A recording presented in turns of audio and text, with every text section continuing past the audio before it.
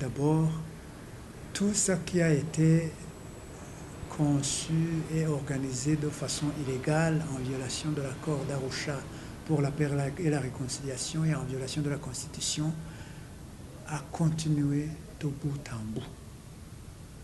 Depuis ces deux élections qui ont été boycottées par toute l'opposition, depuis que ces élections ont été jugées non crédibles par toute la communauté internationale, cela n'a pas empêché Pierre Nkurunziza de continuer le forcing jusqu'à mettre en place une équipe gouvernementale qui ne répond à aucune norme constitutionnelle et qui ne répond pas aux attentes et aux prescrits de l'accord d'Arusha pour la paix et la réconciliation. Ça, c'est le commentaire général. De façon plus précise, Pierre Nkurunziza lui-même n'étant pas un président constitutionnel, parce que la Constitution est claire, l'accord d'Arusha est clair, il n'avait pas le droit de briguer le troisième mandat. Donc, aux yeux des hommes de loi, aux yeux de l'opposition, aux yeux de la communauté internationale, son mandat expire aujourd'hui et demain il ne sera plus appelé président de la République. Deux, et c'est une conséquence logique à cela, le gouvernement devait répondre à certains impératifs constitutionnels. Je pense notamment aux articles 124 et 129 de la Constitution qui précisent comment les vice-présidents et les membres du gouvernement sont nommés et d'où ils sont venus. L'article 124 précise que les deux vice-présidents de la République proviennent des groupes ethniques et des partis politiques différents. Or, outre que l'ethnie de Gaston n'est pas encore connue jusqu'aujourd'hui,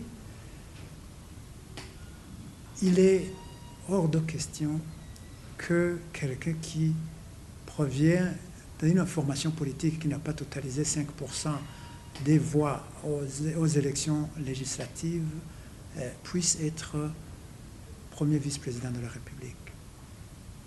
Donc, le premier vice est en hors-la-loi. Deux, l'article 129 précise que les membres du gouvernement proviennent des partis politiques qui ont totalisé 5% des suffrages exprimés lors des législatives.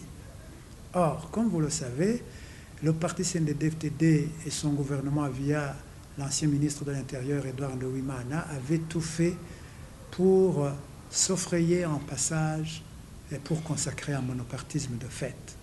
C'est dans ce sens qu'ils ont torpillé le fonctionnement des partis comme le parti PRONA, comme le parti FNL, et ce qui y a comme conséquence logique qu'aucun parti politique n'a pu totaliser 5% aux dernières pseudo-élections organisées unilatéralement par Nkurunziza et son parti CNDD-FDD.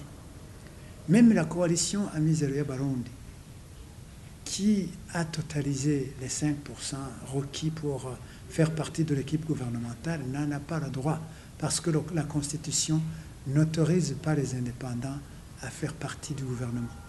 Donc vous comprenez que sur toute la ligne, les institutions qui nous régissent aujourd'hui sont des institutions illégales, inconstitutionnelles, donc ne nous lient pas, ne nous sont pas opposables.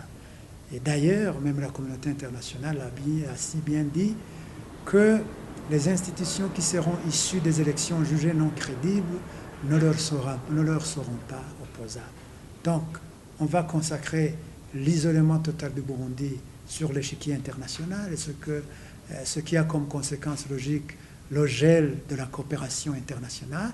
Et vous comprenez que le pays pauvre comme le nôtre ne va pas survivre, alors que vous savez que même 52% du financement budgétaire provenait de l'extérieur.